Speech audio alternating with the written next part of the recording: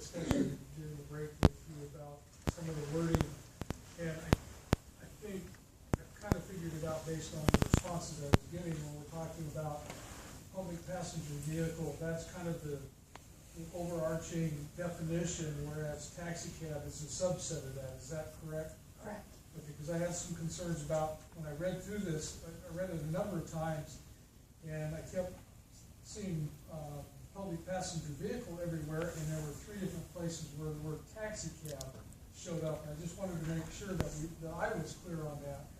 And is it in the administrative rules that a definition of a taxi cab is laid out? And yes, it is, but a taxi cab is also defined in the code as well to be a motorized vehicle that's operated for hire by a public passenger vehicle company other than a shuttle, limousine, or charter. Whereas a limousine would be under that umbrella phrase. So I did look at those places that you pointed out, and we're okay with the way that differentiates within the text of the code. Thank you. Mm-hmm. Councilor Taylor? Thank you. I'm puzzled by the claim that people might get stranded in Eugene because of our law. What is that?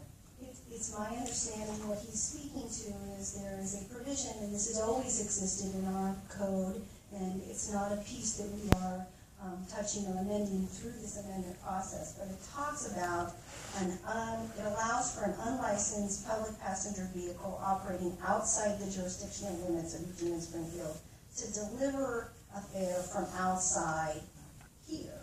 If the vehicle waits for the person and takes the person and goes back. What that allows is somebody that's licensed without our city could come in, deliver someone here, they need to wait and pick that person up and go.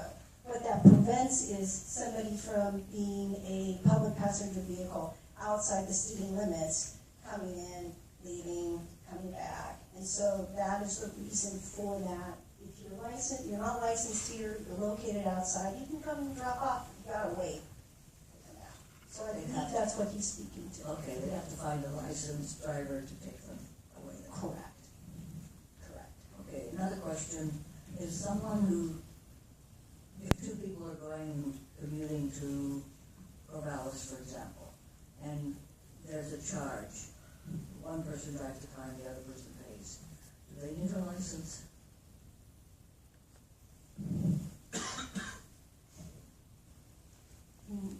Just just a carpool, like chip in for gas? No.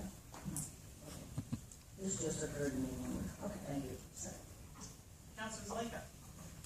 Yeah, to me this is about safety regardless of the technology. And what this does is it requires adequate insurance, independent vehicle inspections and certifications every 6 months, make sure that there's operable seat belts and fire extinguisher in the car, and that there's criminal and driving history background checks done by the city and not the company, which is important. And so all these seem necessary and reasonable to me to ensure our citizens' safety. So I will be supportive of the motion. Councilor Brown? Thank you. I just have a question. In the AIS, it says if the proposed change to the code moves forward into effect, updates to the administrative rules would also be considered in order to better align the rules with the new service models. Can you give us an idea of what some of those updates might be? So Category. all along we've looked at our, like, you can see through our code, it's kind of the umbrella, it captures the general. You need to be licensed to have this type of company. You need to have a specific certification to drive a car. You go to our rules, and that's where all the detail is. That's where the requirements for colors of taxi cabs, what kind of inspections have to happen, all that stuff lives. And when you look at the administrative rules, we really categorize it in 2 different ways. There's the public safety pieces of it, which Councilor Zelenka just kind of named off, which is you've got to have a certain level of insurance, you've got to have criminal background checks done by the city.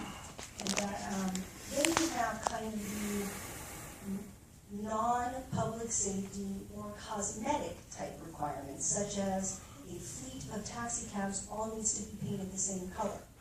When we talked about Uber, Lyft type models, we've all been focused on, and appropriately so, is we're concerned about making sure the safety requirements are met. The question then is, and the look at for the administrative rules is, well, what about some of these cosmetic requirements? Are these ones that can be adjusted within our administrative rule process so that an Uber and Lyft type company can operate within the city while making sure we are meeting every single one of our minimum safety requirements so that the passenger that gets in that car, that's been licensed by the city of Eugene, knows that they have met the minimum requirements the city has met. Does it matter that the cars aren't all painted the same color? Those are the pieces we're talking about, is the more cosmetic ones that I'm resonating with. Okay, yeah, that helps, thank you. Any further discussion? I think we're ready to vote. All those in favor, please indicate. Passes unanimously. But I am gonna adjourn the meeting.